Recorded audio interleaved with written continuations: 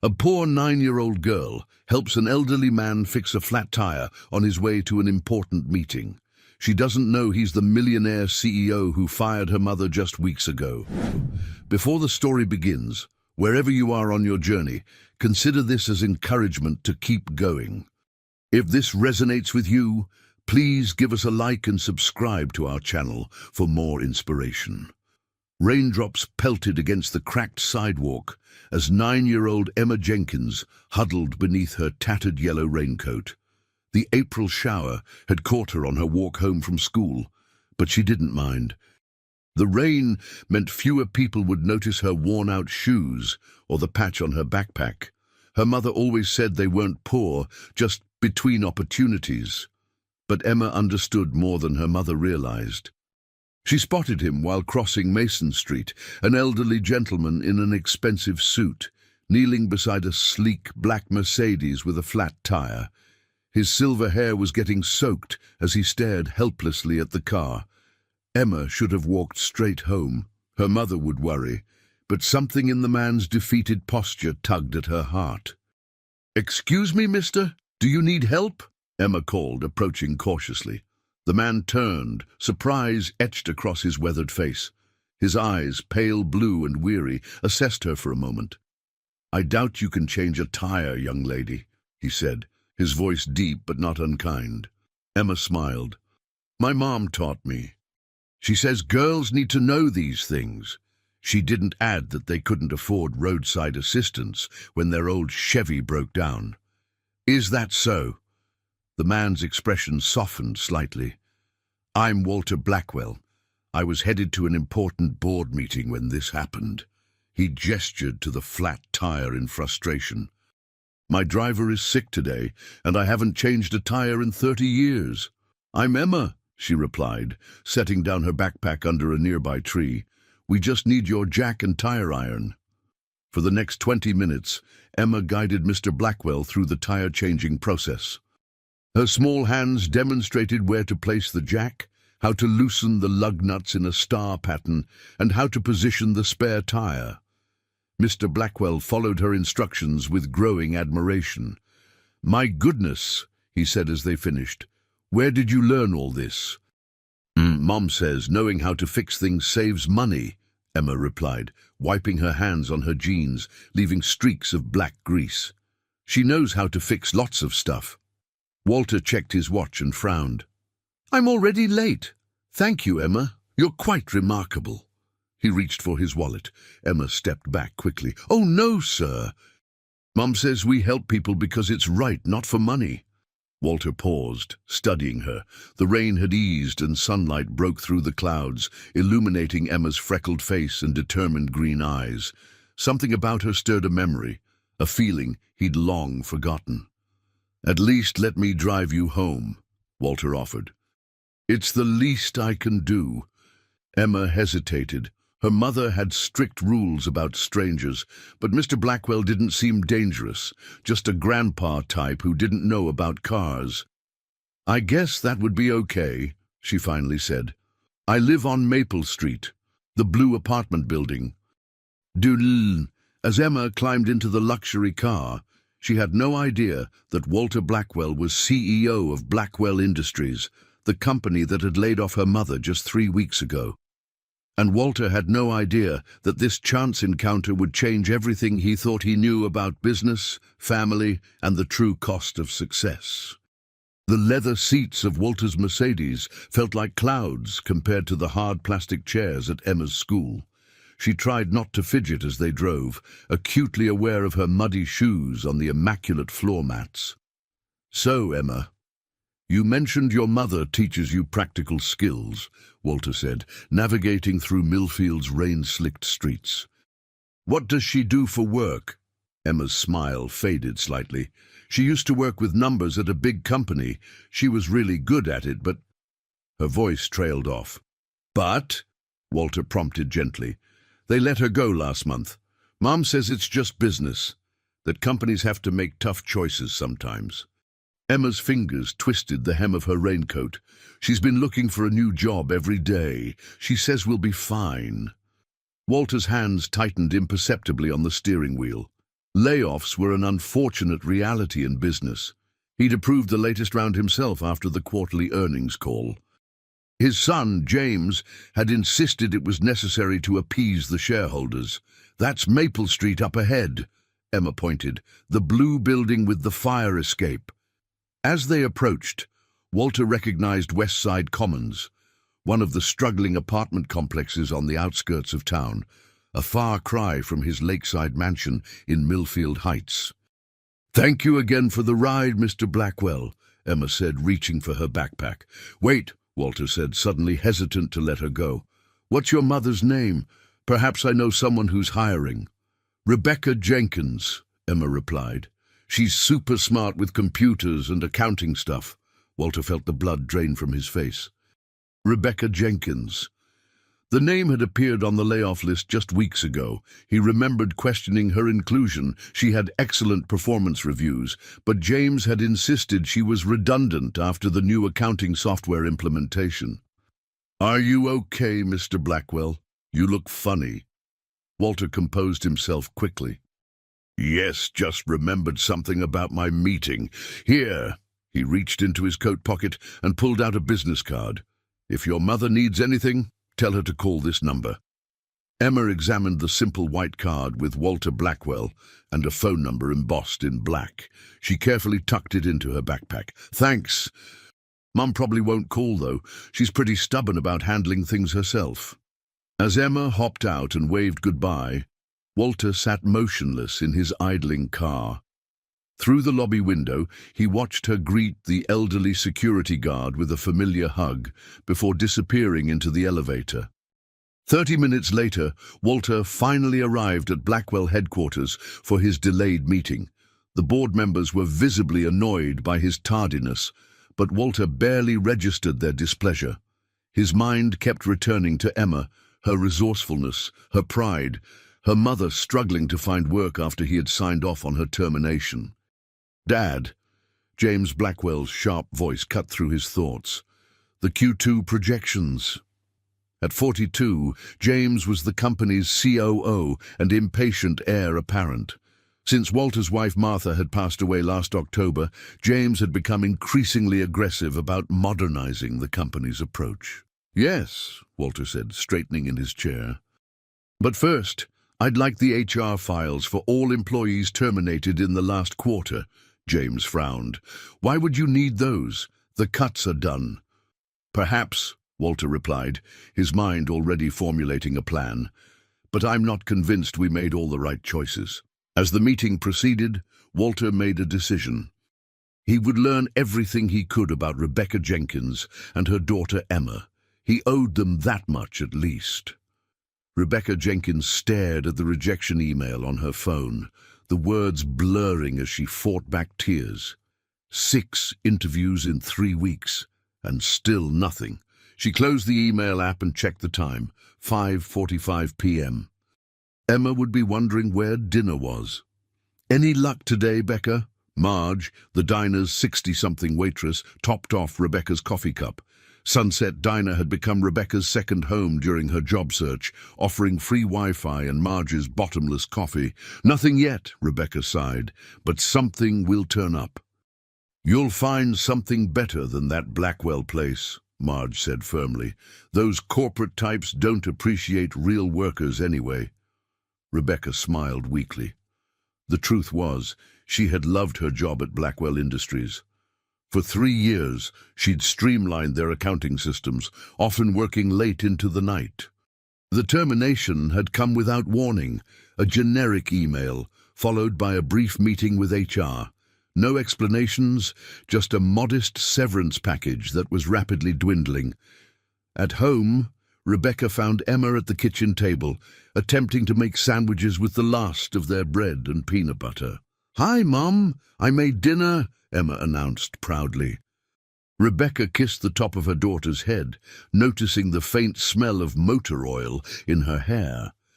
"You're getting too good at taking care of yourself, sweetie. What happened to your hands?" Emma glanced at her stained fingertips.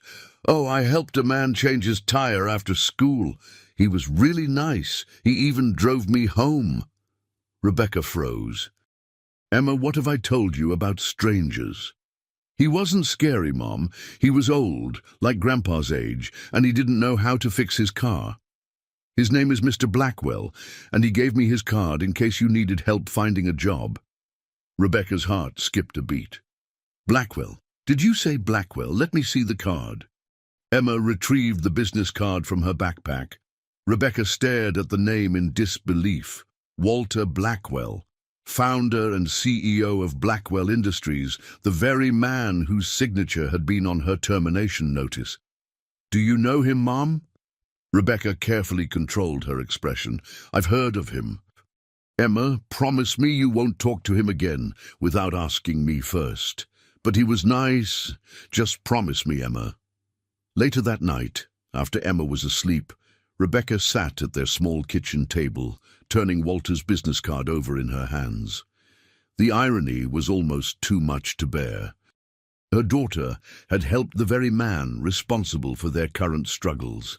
Across town, in his spacious home office, Walter Blackwell reviewed Rebecca Jenkins' employee file. 15 years of accounting experience, consistently positive performance reviews, implemented a system that saved the company over $200,000 annually. Noted for mentoring junior staff. Walter frowned at the termination notes. Position redundant after software upgrade. It was the standard language HR used, but something felt wrong. Rebecca had been instrumental in choosing and implementing that very software. He clicked through to her personal information. Single mother. Emergency contact. Emma Jenkins, daughter. Walter sat back in his chair, troubled. The face of the little girl who had helped him today kept appearing in his mind. Martha would have known what to do. His late wife had always been the company's conscience, reminding him that business decisions affected real people. Without her, he'd allowed James to push through policies she would have fought against. Walter reached for his phone, then hesitated. What could he possibly say to Rebecca Jenkins? Sorry, my company fired you, but your daughter changed my tire. Instead, he opened his banking app and navigated to the transfer screen. Perhaps an anonymous gift could help while he figured out a better solution. He authorized a $2,000 transfer to Rebecca Jenkins with the memo line, administrative adjustment to severance. It wasn't enough. It wasn't even close to right. But it was a start. Emma noticed the change in her mother immediately the next morning. Rebecca's eyes were brighter, her movements more energetic as she prepared breakfast. Good news, Em. The bank says there was some kind of mistake with my severance package. We got a little extra money. Rebecca placed a plate of pancakes, a rare treat, in front of her daughter. That's awesome! Emma exclaimed, drowning her pancakes in syrup. Does that mean we can keep the internet? Rebecca laughed. Yes, we can keep the internet, and maybe get those new shoes you need. As they ate, Rebecca studied her daughter thoughtfully. Em, tell me more about this Mr. Blackwell you helped yesterday. Emma described the well-dressed gentleman with silver hair and sad blue eyes. He didn't even know where the spare tire was kept, but he learned quick. He seemed lonely, like he needed someone to talk to. Rebecca felt a confusing mix of emotions. She wanted to hate Walter Blackwell for what his company had done, yet she couldn't reconcile that with Emma's description or the unexpected money that had appeared in her account. Mom, can I ask you something? Emma's voice grew serious. Was Mr. Blackwell's company the one that let you go? Rebecca nearly choked on her coffee. Why would you think that?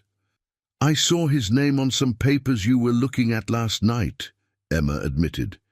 And you got weird when I showed you his card. Rebecca sighed. Her daughter missed nothing.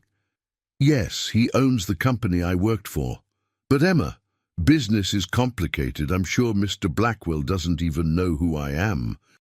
And, maybe I should tell him, Emma suggested.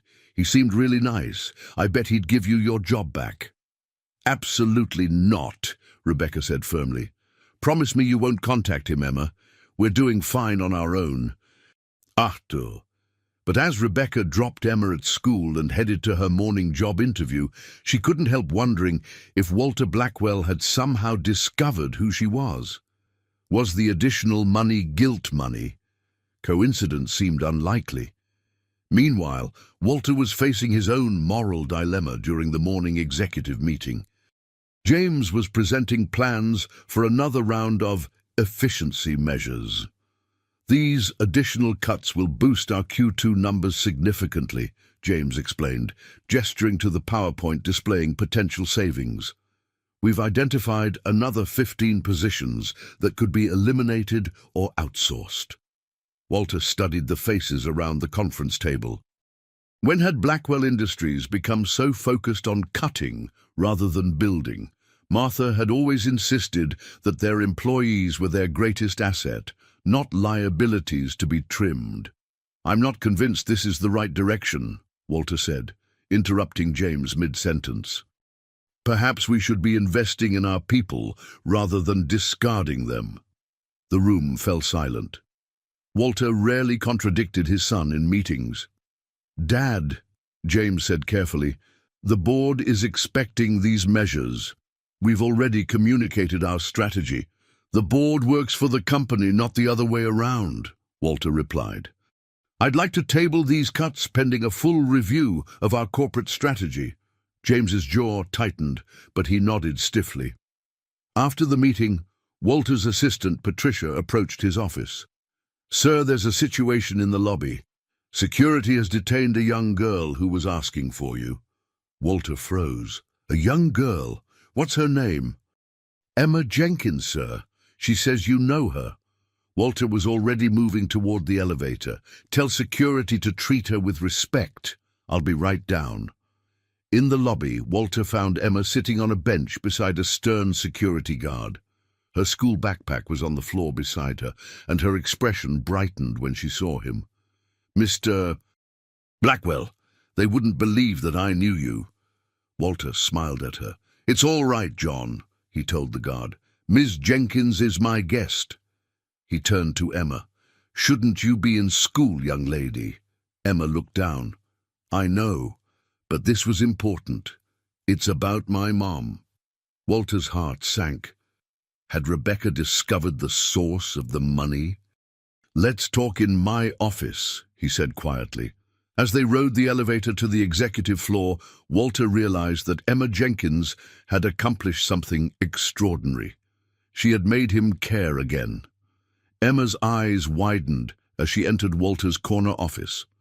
Floor-to-ceiling windows offered a sweeping view of the city, and a large desk of polished mahogany dominated the space. She'd never been anywhere so fancy. Wow, she breathed. Mom never said it was like this. Walter gestured toward a comfortable chair. Please sit down. Now what's this about your mother? What's... Emma perched on the edge of the seat, suddenly nervous. Mom figured out who you are. She saw your card and got really upset. She twisted her hands in her lap. She doesn't know I'm here. I kind of skipped school. Walter sighed. That's not good, Emma. Your education is important. But this is more important, Emma insisted. Mom's really smart and works super hard. She used to talk about how much she loved working here. Now she's sad all the time, even though she pretends not to be. Walter felt a sharp pang of guilt. I understand, but did you know it was your company that fired her when I helped you? Emma interrupted, her green eyes focused intently on his face. Walter hesitated, then decided on honesty. Not at first. I realized it later. Was it because she did something wrong? No, Walter admitted. It was a business decision. Sometimes companies have to reduce their workforce to remain profitable. Emma frowned. That doesn't sound very nice. Mom says business should be about helping people, not just making money. Walter almost smiled. It sounded exactly like something Martha would have said. His late wife had constantly reminded him that profit was the result of good business, not its purpose. Your mother sounds very wise, Walter said softly. And between you and me, I think she's right. Then why can't you give her job back? Emma asked bluntly. Walter leaned forward. It's complicated, Emma. There are procedures, policies. Adult stuff, Emma nodded sagely. That's what Mom says when things don't make sense. Before Walter could respond, his office door swung open. James Blackwell strode in, already speaking. Dad, the board is pushing back on delaying those cuts. He stopped abruptly, noticing Emma. Who is this? This is Emma Jenkins, Walter said. She's the daughter of a former employee and my guest today. James's expression hardened. We're in the middle of a corporate crisis, and you're entertaining children. Security should never have let her up here. Hey, Emma protested. Mr. Blackwell and I are having an important business discussion. James looked from Emma to his father, bewilderment clear on his face. Dad, what's going on? Walter stood. Emma, would you mind waiting outside with Patricia for a moment? I need to speak with my son. Once Emma had left, James rounded on his father. Have you lost your mind? First you undermined me in the executive meeting, now this? That child helped me change a tire yesterday when no one else would stop, Walter said quietly. Her mother was Rebecca Jenkins from accounting, one of our best employees, until we laid her off last month. James scoffed. One employee among dozens. The cuts were necessary. Were they? Our profits are up, yet morale is at an all-time low. Turnover has increased 40% since your modernization program began. The market doesn't reward sentiment, Dad. It rewards results. Walter stared at his son, suddenly seeing him clearly. When had James become so cold, so unlike Martha? I've made a decision, Walter said firmly. I'm reinstating Rebecca Jenkins, effective immediately. James's face flushed with anger. You can't just... I can and I will, Walter interrupted. And I'm establishing a comprehensive review of all terminations from the past 6 months. Any employee let go without clear performance issues will be offered their position back. The board will never approve this. The board doesn't need to. I still own controlling interest in this company, as you seem to have forgotten. Outside, Emma sat beside Patricia, swinging her legs nervously. She couldn't hear what was being said, but the raised voices suggested it wasn't going well. Finally, Walter emerged from his office, alone. His expression was solemn, but there was a new energy in his movements. Emma, he said, kneeling to her eye level, I need to speak with your mother. Can you tell me where she is right now? Emma bit her lip. She has a job interview at Dawson Financial at 11 to, but she'll be really mad that I came here.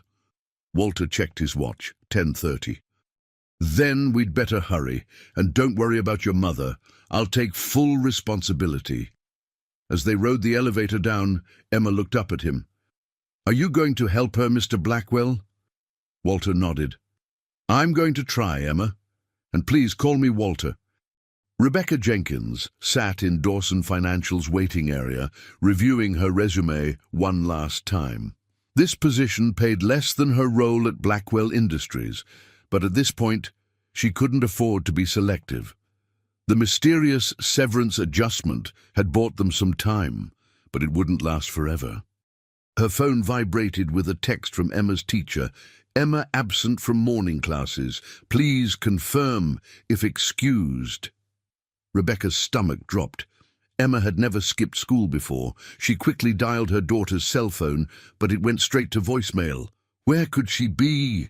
Rising panic made her hands shake as she gathered her belongings. The interview would have to wait. Finding Emma took priority. Miss Jenkins, the receptionist called. Mr. Dawson is ready for you now. I'm sorry, but there's an emergency with my daughter. I need to reschedule. Rebecca hurried toward the elevator, already calculating which of Emma's friends might know her whereabouts. As the elevator doors opened, Rebecca froze. Standing before her was Walter Blackwell, and beside him, looking sheepish but unharmed, was Emma. "Mom!" Emma exclaimed. "Don't be mad!" Rebecca stared in disbelief. "Emma, what are you doing here, with him?" Walter stepped forward, his expression grave. Ms. Jenkins, I owe you an explanation and an apology. Emma isn't to blame for this situation. The elevator closed behind them, leaving the three standing awkwardly in the lobby. Rebecca placed a protective arm around Emma's shoulders. Mr. Blackwell, with all due respect, I don't think we have anything to discuss. Mom, Emma whispered. Please listen to him. Walter gestured toward the building's small cafe. Just 5 minutes of your time. That's all I ask. Against her better judgment, Rebecca nodded curtly. Seated at a corner table, Walter ordered coffee for the adults and hot chocolate for Emma. When the server departed, an uncomfortable silence fell. Ms. Jenkins, Walter finally began, I've made a terrible mistake, several in fact. Rebecca raised an eyebrow but remained silent. The decision to terminate your position was wrong. Your performance reviews were exemplary, and your contributions to Blackwell Industries were significant. Yet I was let go without explanation, Rebecca said evenly. Walter nodded. The company, I, lost sight of what matters. After my wife Mothe died last October, I allowed my son James to implement policies she would have fought against. The layoffs were his initiative, which I approved without proper review. Rebecca softened slightly at the mention of his loss. I'm sorry about your wife, Mr. Blackwell. But business decisions affect real people with real lives. I know that now, Walter said, glancing at Emma. Your daughter reminded me. Emma sipped her hot chocolate, watching the adults with wide eyes. The additional funds in your account, Walter continued. That was me attempting to make amends. Poorly, I realize now. Rebecca stiffened. We don't need charity. It's not charity, Walter insisted. It's restitution. But that's not why I'm here today. He took a deep breath. I'd like to offer you your position back at Blackwell Industries, with a promotion to senior accounting manager and a 20% salary increase. Rebecca stared at him in shock. You can't be serious. I've never been more serious, Walter replied. My son is furious. The board will question my judgment, but I know it's the right decision. Before Rebecca could respond, Emma tugged at her sleeve. Mom, you always said Blackwell was the best place you ever worked, and Mr. Walter really needs your help. Walter smiled at Emma, then turned back to Rebecca. Your daughter is quite persuasive. She helped me see what I'd lost sight of. That business should serve people, not the other way around. Rebecca shook her head slowly. This is overwhelming. Even if I wanted to come back, how could I trust that it wouldn't happen again? A fair question, Walter acknowledged. I'm implementing a new company policy that requires my personal approval for any terminations not related to performance issues, and I'd like your input on additional employee protections. The server returned with their drinks, giving Rebecca a moment to collect her thoughts. Could she really go back? The company culture had been toxic in those final months under James Blackwell's influence. As if reading her mind, Walter added, My son will no longer oversee HR or personnel decisions. That authority will return to me directly. Rebecca studied Walter's face, seeing genuine remorse and determination. Why me, specifically? You laid off dozens of people. Walter glanced at Emma, who was now arranging sugar packets into patterns on the table. Let's just say I was reminded of what's truly important, and I'd like to make it right, starting with you. Emma looked up, her eyes bright with hope. Please, Mom, Mr. Walter's not so bad once you get to know him. Despite herself, Rebecca smiled. Then she remembered something. My interview here, I just walked out without explanation. Already handled, Walter assured her. I spoke with Robert Dawson while you were parking your car. He's an old friend and he understands completely. Rebecca shook her head in amazement. This is all happening so fast. I'd take the weekend to think about it, Walter suggested. The offer will remain open. Emma could barely contain her excitement. Does this mean we're not poor anymore? Emma! Rebecca exclaimed, embarrassed. Walter laughed, a genuine laugh that erased years from his face. It means, Emma Jenkins, that you've taught an old man an invaluable lesson. He extended his hand to Rebecca. What do you say, Ms. Jenkins? Will you help me restore Blackwell Industries to what it should be? Rebecca hesitated just a moment longer, then took his hand. I'll consider it. But first, young lady, she turned to Emma, we need to discuss this school skipping situation. Emma's face fell. Am I in big trouble?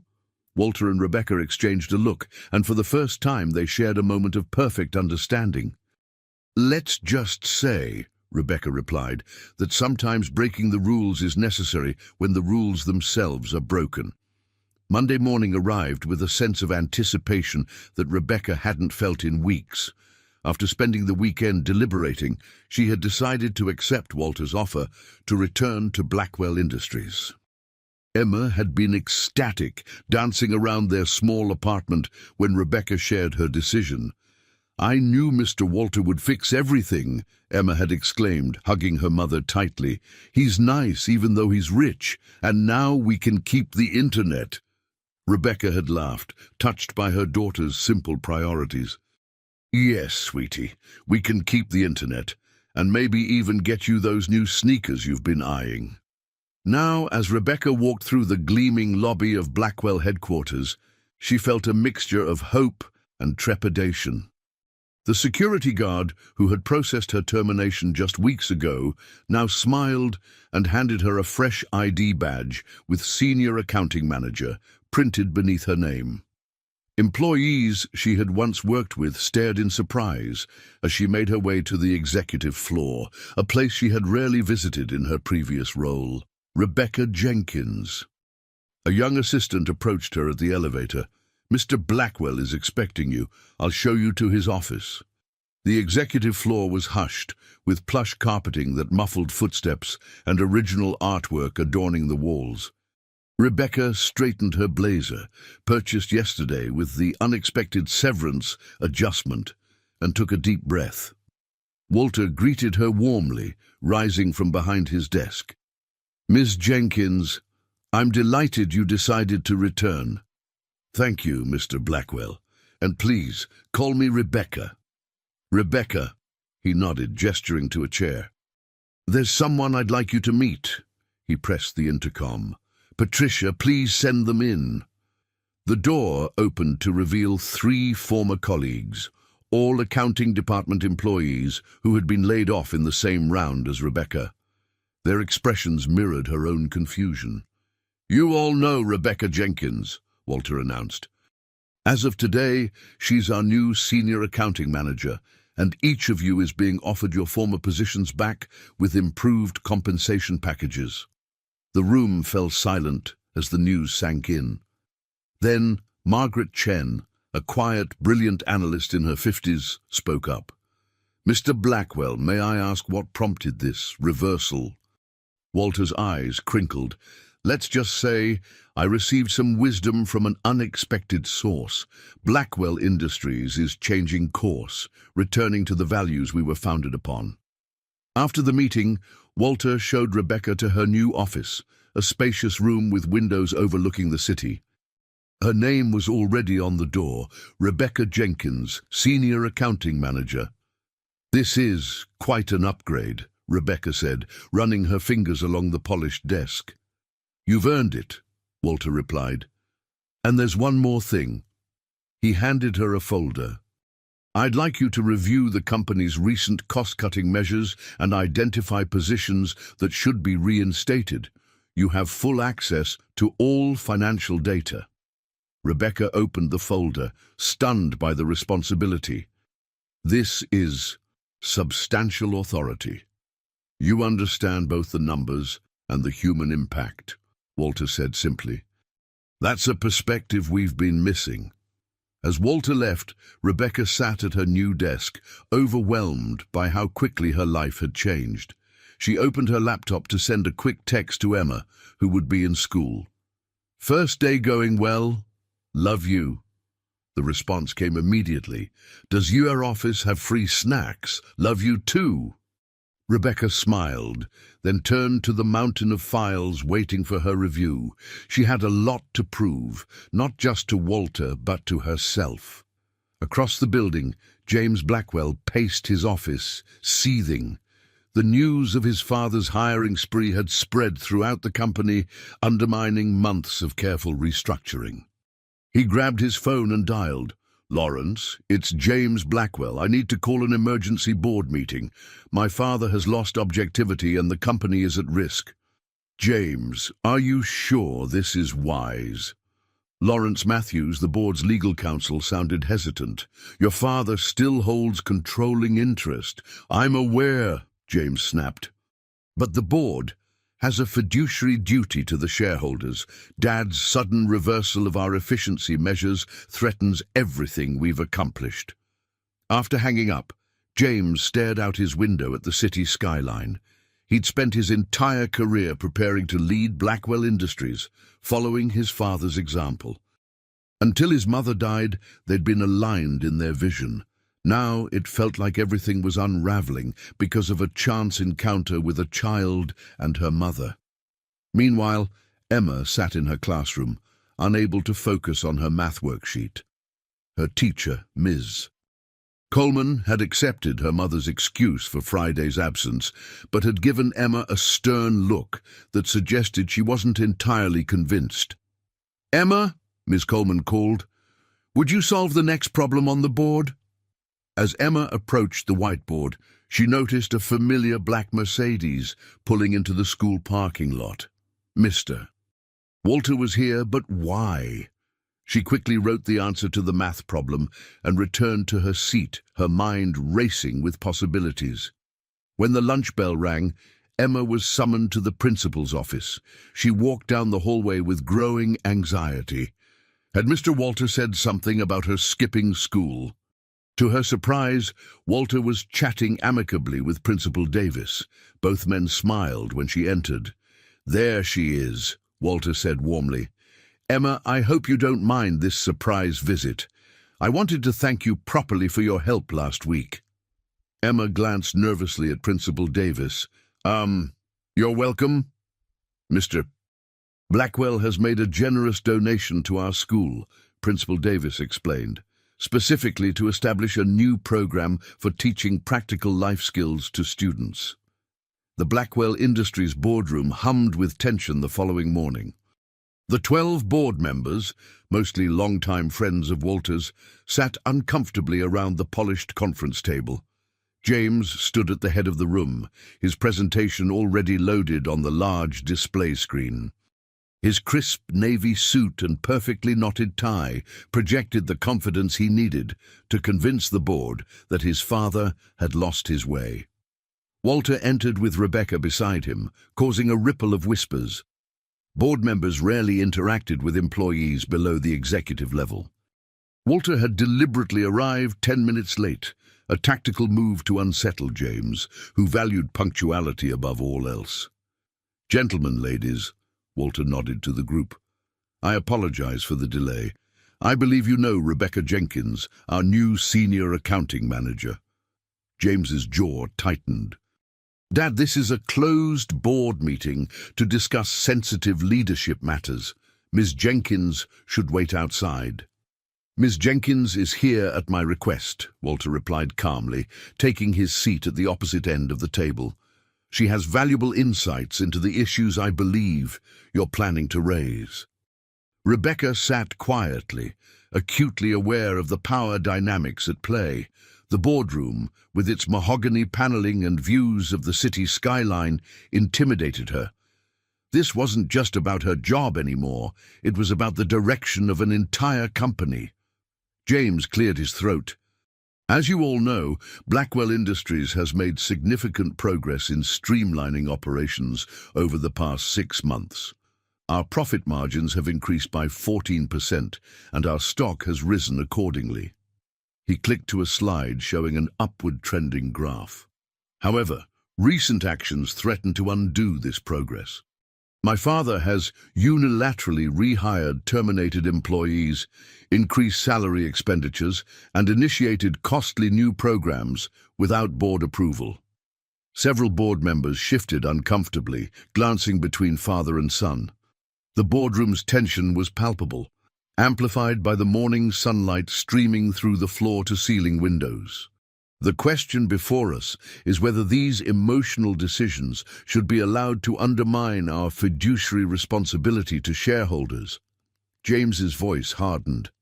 I move that major personnel and program decisions require board approval for the next 6 months until we can assess the impact of these changes. Walter watched his son with a mixture of disappointment and pride. James was tactically brilliant, framing the issue as one of fiscal responsibility rather than a power struggle. In another context, Walter might have applauded his strategic thinking. Before we vote, Walter said, rising slowly, I'd like Ms. Jenkins to present some findings from her review of our recent cost-cutting measures. James protested, but Board Chairman Howard Pierce raised a hand. Let's hear what she has to say, James. We're here to make informed decisions. Rebecca approached the screen with her laptop. Her hands trembled slightly as she connected it to the display. She had spent the entire night preparing for this moment, poring over financial reports and employee data, searching for the patterns she suspected existed. Board members, she began, her voice growing steadier as she focused on the facts she had uncovered. I've analyzed the financial impact of the recent layoffs compared to their projected benefits. What I found was concerning. Her first slide showed a sharp increase in contractor costs immediately following the layoffs. After terminating in-house accounting staff, the company hired external consultants at 40% higher costs to complete essential functions. She clicked through more slides, highlighting increased error rates, delayed reporting, and declining employee morale metrics. Her voice grew more confident with each data point. The actual savings were 62% less than projected, while creating significant operational inefficiencies. Walter watched the board members' expressions shift from skepticism to concern. Rebecca's presentation was meticulous, focusing on data rather than emotion. She had found the language that business leaders respected: hard numbers and measurable impacts. Most troubling, she continued, displaying her final slide, customer satisfaction scores have declined 17% since the restructuring began. Long-term clients cite service disruptions and loss of institutional knowledge as primary concerns. 3 major accounts are currently considering taking their business elsewhere. She turned to face the board directly. In my professional assessment, the cost-cutting measures have damaged Blackwell Industries' core strengths without delivering the promised financial benefits. The room fell silent. James stared at Rebecca with undisguised hostility, but she met his gaze steadily. Behind his anger, she thought she detected a flicker of uncertainty. Howard Pierce, the 72-year-old board chairman and Walter's oldest friend, leaned forward. His weathered face creased in thought as he studied Rebecca's final slide. Ms. Jenkins, if you were in charge, what would you recommend? A balanced approach, Rebecca replied without hesitation. Selective rehiring of key personnel, investment in employee development, and targeted efficiency improvements that don't sacrifice quality or institutional knowledge. The data suggests this would actually improve our bottom line while rebuilding our reputation with clients. Howard nodded thoughtfully. Thank you, Ms. Jenkins. You may wait outside while we deliberate. As Rebecca gathered her materials, she caught Walter's subtle nod of approval. She had done all she could. The rest was up to the board. In the hallway, Rebecca paced nervously, replaying her presentation in her mind. Had she been clear enough? Convincing enough? After 20 minutes, the boardroom door opened, and Howard Pierce beckoned her back inside. The board has reached a decision, Howard announced as Rebecca and Walter took their seats.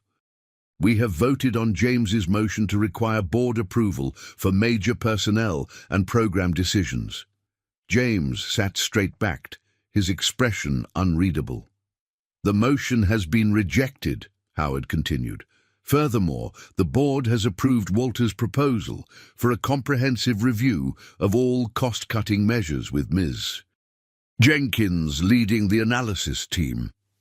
James's face flushed with anger as Howard formally concluded the meeting. The board members filed out, several pausing to congratulate Walter or introduce themselves to Rebecca. When they were alone, Walter turned to Rebecca with a genuine smile. "That was masterful. You spoke their language."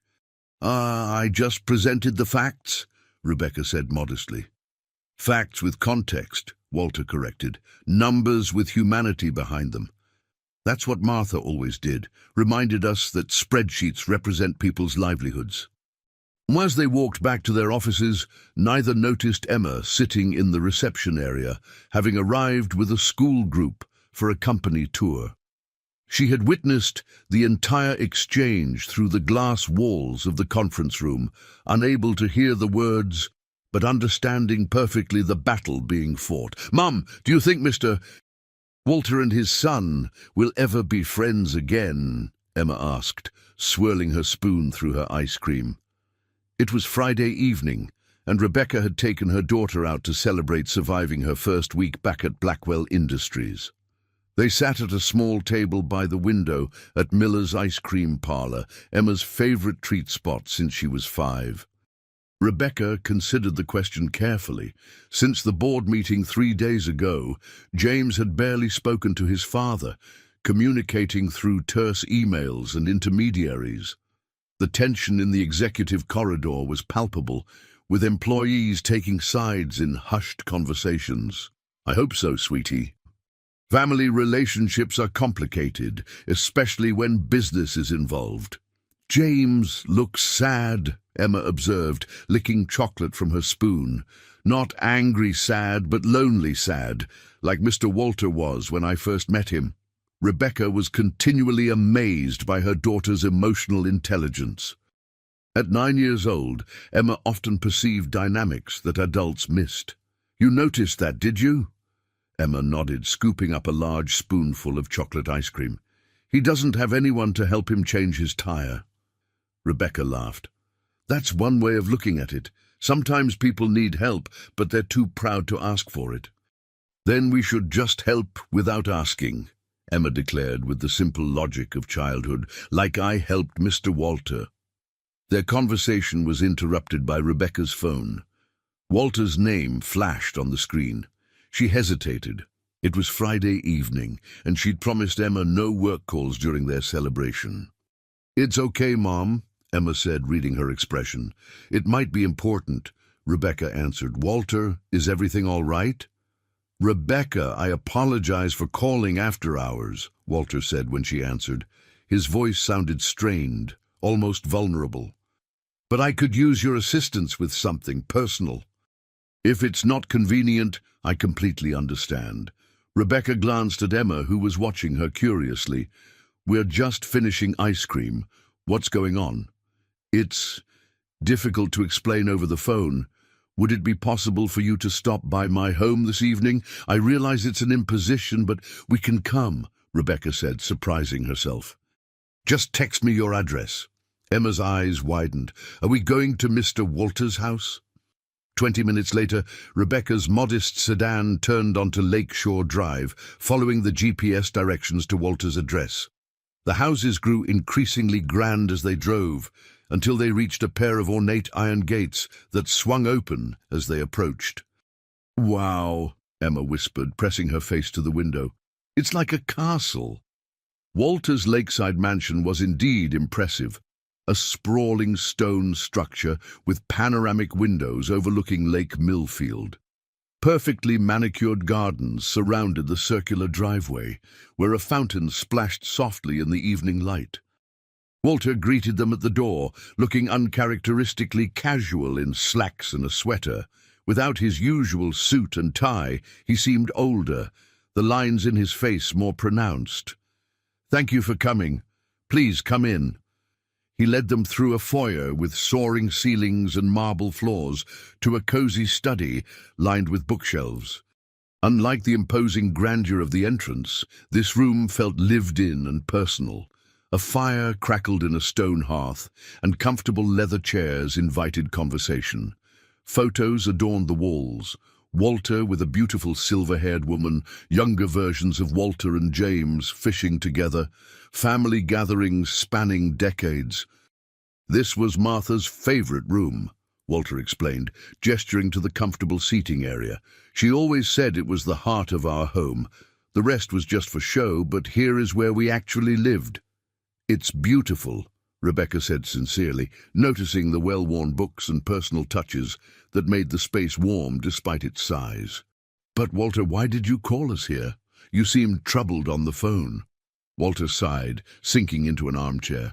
The firelight accentuated the weariness in his face. Tomorrow is Martha's birthday, the first since she passed. James and I always took her to dinner at Salvatore's, her favorite restaurant. He paused, staring into the flames. I made reservations, out of habit, I suppose, but James refuses to go. He says it's pointless without her. Emma, who had been examining the photos, turned to Walter. Is that Mrs. Blackwell? She asked, pointing to a picture of Walter with the silver-haired woman. They stood on a beach, laughing into the camera, their arms around each other. Walter nodded, his eyes softening. Yes, that's Martha. That was taken on our 40th anniversary 2 years ago in Hawaii. She would have liked you, Emma. She was pretty, Emma observed, studying the photograph. She has kind eyes, like you. Walter smiled sadly. She was the kindest person I've ever known, and the wisest. After she died, I lost my way a bit. The company became all about numbers, not people. Martha would have hated what we were becoming. Rebecca sat beside Walter. That's why you've been making these changes. For Martha? Partly, Walter admitted. But also because Emma reminded me of what's important. Martha always said that wealth without purpose is poverty of the worst kind. When I met Emma, changing that tire in the rain, it was like hearing Martha's voice again. Emma approached Walter hesitantly. I could help you talk to James. I'm good at helping people who are sad. Walter chuckled, the sound warming the room. I believe you are, Emma Jenkins, but I'm afraid James isn't ready to listen to anyone right now, especially not his old father. Rebecca studied Walter thoughtfully. The powerful CEO seemed diminished somehow, vulnerable in his grief and loneliness. An idea began to form. Walter, what if we all went to Salvatore's tomorrow? Not to replace Martha, but to honor her memory. Sometimes it's easier to face difficult occasions with more support. Walter looked surprised. You would do that? Spend your Saturday evening with a grieving old man? You're not just a grieving old man, Rebecca said firmly. You're a person who helped us when we needed it. And if there's one thing I've taught Emma, it's that kindness should be repaid with kindness. Emma nodded enthusiastically. Plus, I've never been to a fancy restaurant before. Walter laughed, a genuine sound that seemed to lighten the shadows in the room. Then it settled, but I have one condition. You must let me send a dress for Emma. Martha would have insisted on proper attire for Salvatore's. As they prepared to leave, Walter walked them to the door. Thank you, he said quietly. I didn't realize how much I was dreading tomorrow, until now. In the car driving home, Emma was bubbling with excitement about her first visit to an upscale restaurant. Rebecca was quieter, thinking about the complex man they'd just left. Powerful and vulnerable, kind and complicated, and somehow, against all odds, becoming a friend. Rebecca's first month back at Blackwell Industries passed in a whirlwind of activity. The Jenkins program for practical education at Emma's school had launched to enthusiastic response, with parents volunteering to teach workshops on everything from basic car maintenance to household budgeting. Rebecca's accounting team was making steady progress in reversing the damage done by the aggressive cost-cutting measures, with 2 major clients already expressing renewed confidence in the company. Most promising was the gradual reconciliation between Walter and James. After Martha's birthday dinner, which James had ultimately attended, bringing along Howard and Eleanor Pierce for moral support, father and son had begun meeting weekly, searching for what Emma had called the third solution, a business approach that balanced profitability with ethical treatment of employees and customers. The morning sun streamed through Rebecca's office windows as she reviewed the quarterly reports. The numbers were encouraging. Operational costs were down due to more efficient processes, while employee retention had improved dramatically. She made a note to highlight these trends in the upcoming executive meeting. Her office phone rang, interrupting her concentration. Rebecca Jenkins speaking. "Rebecca, it's Walter. Could you come to the conference room? There's something we need to discuss." His tone sent a chill through her, flat, controlled, with an underlying tension she hadn't heard since her first days back. "I'll be right there," she replied, quickly saving her work. She found Walter in the main conference room with James and Howard Pierce, all looking grave. The morning newspaper lay spread on the table between them, and the television on the wall was tuned to a financial news channel with the sound muted. "What's happened?" she asked, noting the unusual alliance of father and son sitting side by side. Walter gestured to the newspaper. The headline in bold black letters read, "Blackwell Industries accused of accounting fraud." Rebecca gasped, grabbing the paper. "That's ridiculous. Our books are clean. I've been through every transaction personally." "Someone has been feeding false information to the press," James explained, his expression dark. The usual antagonism he directed toward Rebecca was gone, replaced by something that almost resembled concern. "They're claiming we've been manipulating earnings reports for the past 2 years. Howard pushed a folder toward her. "These are the specific allegations. They focus on transactions that occurred during your previous tenure in the accounting department." Rebecca flipped through the documents, her hands trembling. The papers contained detailed transaction records, many bearing what appeared to be her digital signature. "These figures are completely fabricated." "I never authorized anything like this." "We know," Walter said firmly, "but the SEC has opened an investigation based on these allegations."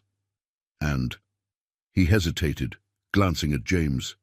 "Your name appears multiple times as the authorizing manager." Rebecca felt the blood drain from her face.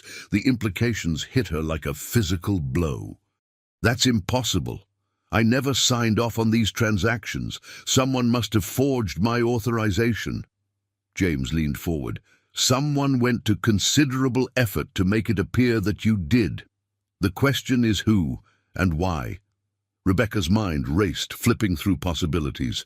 "It has to be connected to my rehiring. Someone's trying to discredit me and your decision to bring me back." "The timing certainly suggests that," Walter agreed. "The allegations surfaced exactly 1 month after your return, just as the positive changes were becoming apparent."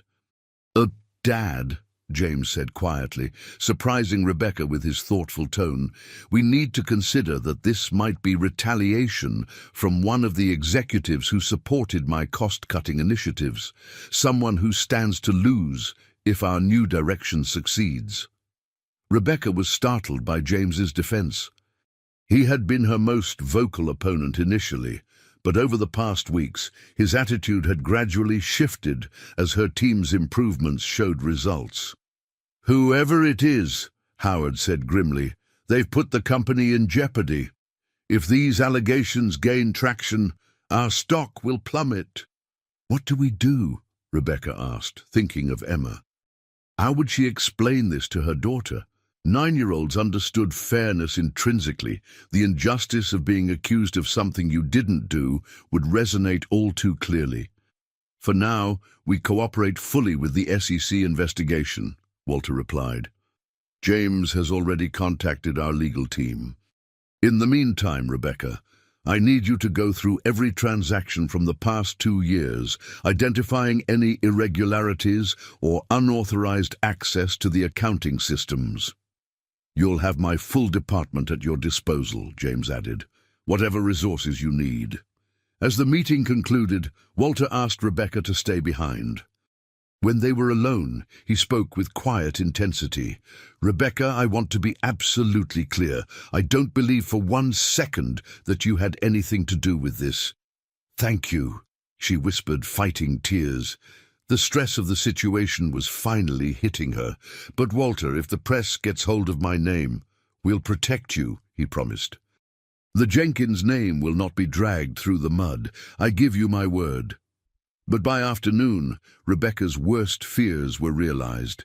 A financial blog had published her name as the executive at the center of the Blackwell fraud investigation.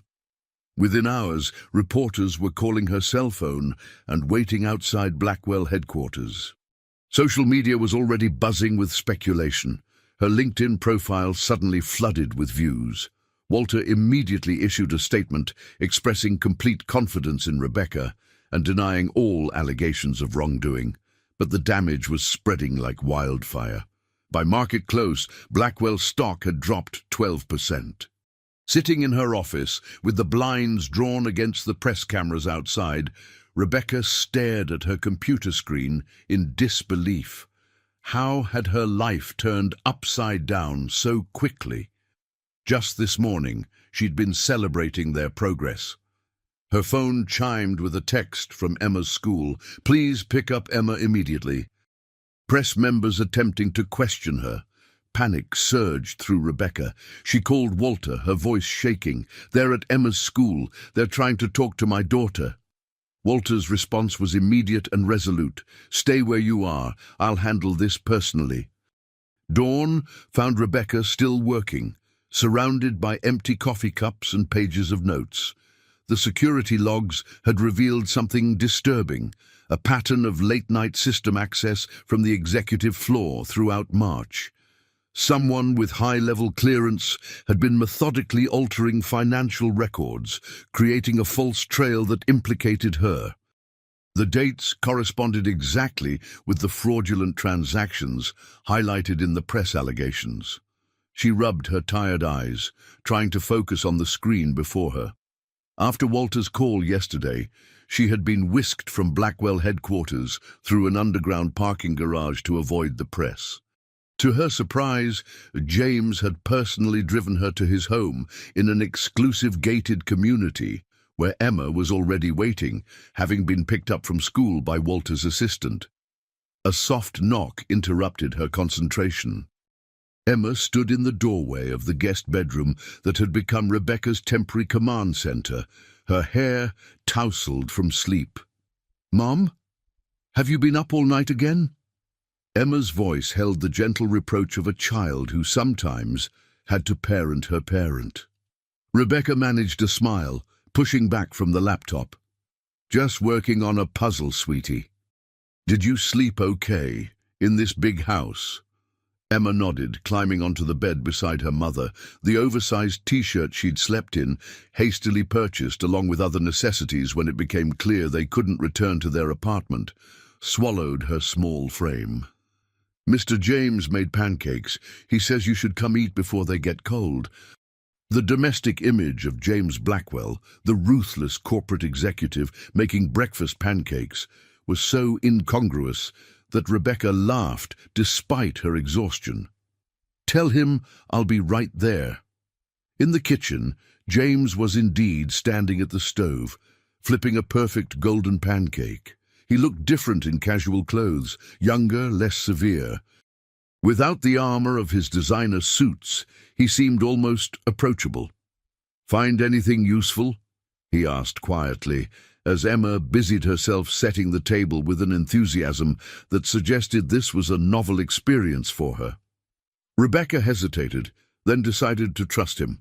The events of yesterday had created an unexpected alliance. Someone accessed the system repeatedly in March, always between 1 and 3 a.m. They systematically altered records, inserting my digital signature on fraudulent transactions. James frowned, sliding a pancake onto a waiting plate. That would require executive access codes. Only board members and C-level executives have that kind of clearance. Exactly, Rebecca said meaningfully, accepting the cup of coffee he offered. The rich aroma momentarily revived her tired senses. James's expression darkened as he understood the implication. You think someone on the board is behind this? It has to be someone who opposed Walter's changes, someone with enough financial knowledge to create convincing false records, someone who stood to lose power or influence if the new direction succeeded.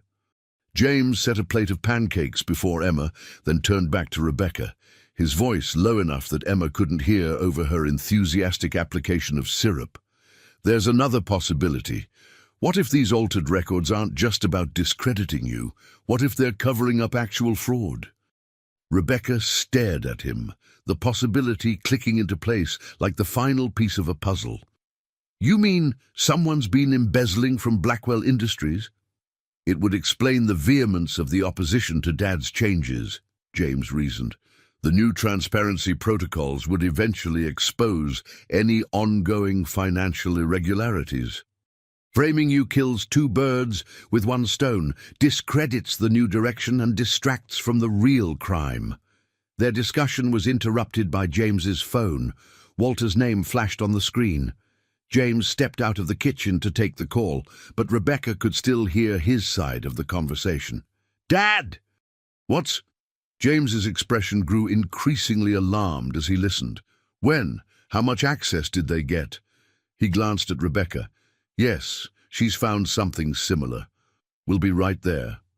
He hung up, looking grim. The company servers were hacked overnight. Someone attempted to erase the security logs, the very ones you've been reviewing. Rebecca felt a chill that had nothing to do with the air conditioning. They know we're getting close. We need to get to the office immediately, James said, already moving toward the stairs. Dad's called an emergency board meeting. Emma looked up from her pancakes, syrup dripping from her fork. Are the bad guys trying to hurt Blackwell Industries? Rebecca was startled by her daughter's perceptiveness. What makes you say that, sweetie? In movies, when bad guys try to erase stuff, it means they're hiding something, Emma explained with the straightforward logic of childhood. And they only do that when someone's getting close to catching them. James and Rebecca exchanged a look over Emma's head. Your daughter should be in corporate security, James said with a hint of a smile.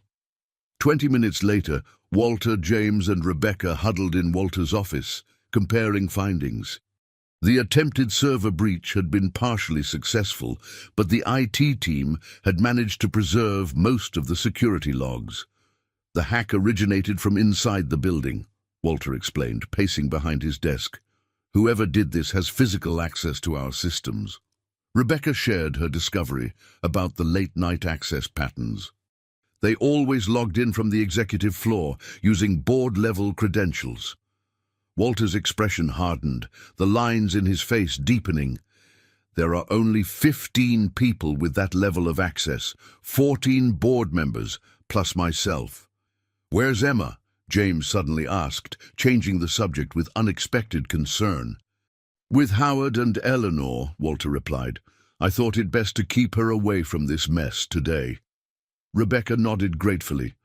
Howard and Eleanor Pierce had become like grandparents to Emma over the past month, often inviting her for weekend visits. Their home would be a safe haven from the media frenzy. We need to identify who's behind this before the board meeting, James insisted, checking his watch. Once we're all in the same room, it will be too late to gather evidence. Rebecca opened her laptop. I've cross-referenced the dates of the suspicious access with the building entry logs. Only one board member was in the building during every single instance. She turned the screen to show Walter and James. The name highlighted in red made Walter sink into his chair, the color draining from his face. Victor, he whispered in disbelief, but he's Martha's brother. Why would he do this to her company? James's expression darkened with a mixture of anger and grim satisfaction. We need to confront him before the meeting, and we need irrefutable proof. As they prepared their strategy, Rebecca realized something had fundamentally shifted. What had begun as a professional relationship with Walter and an adversarial one with James had somehow transformed into a unified front against a common enemy. Somewhere along the way, the Blackwells had become more than her employers. They had become her allies. And in the world of corporate intrigue they now navigated, allies were the most valuable currency of all. 6 months later, Blackwell Industries' lobby buzzed with excitement. A large sheet covered what appeared to be a portrait on the wall as employees gathered for the special ceremony. Rebecca and Emma stood near the front, Emma proudly wearing a new dress. At 9, nearly 10 now, as she frequently reminded everyone, Emma had become the company's unofficial mascot. Employees greeted her by name as they passed. "Nervous?" Walter asked, appearing beside them in a perfectly tailored suit. "A little," Rebecca admitted. "It's not every day you get a portrait unveiled." Walter smiled. "Martha would be pleased. She always believed in recognizing those who embody our core values." James joined them, nodding respectfully to Rebecca. Their relationship had evolved into a surprising alliance since Victor's departure.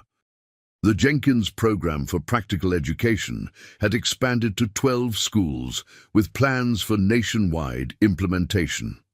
"The press is here," James informed them. "All positive coverage this time."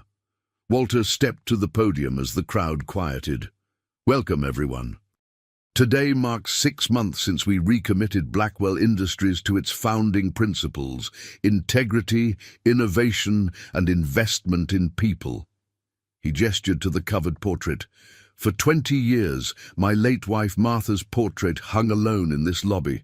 She was the heart of this company, even when I sometimes forgot what that meant."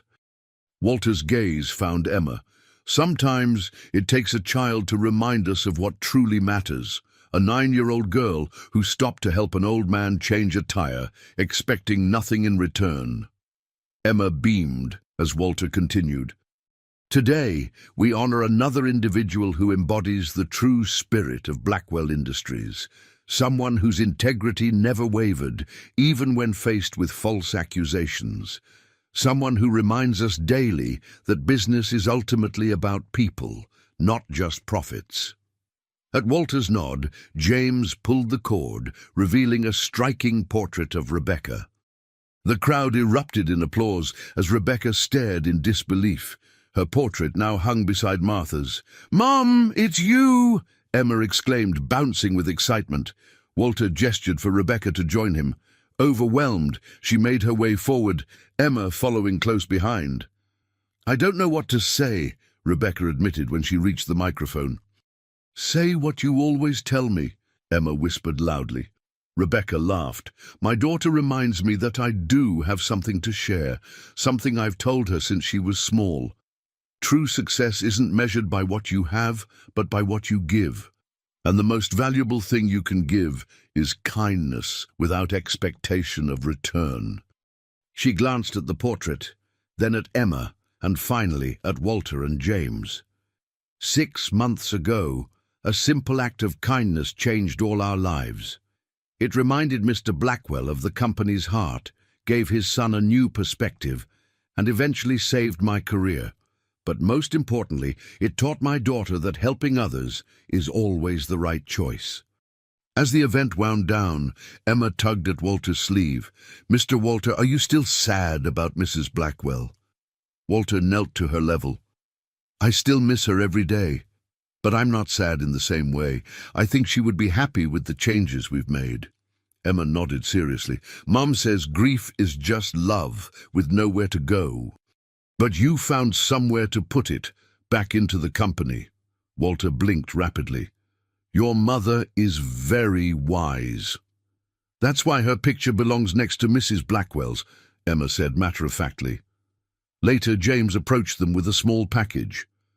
"I found this in my mother's things. I think she would have wanted you to have it." Rebecca unwrapped a silver compass, beautifully engraved. "It was her father's," James explained, the inscription on the back. Rebecca turned it over and read, "Success is measured by lives improved, not fortunes amassed." "Mom tried to teach me that," James said quietly. "I wasn't ready to hear it then, but I am now."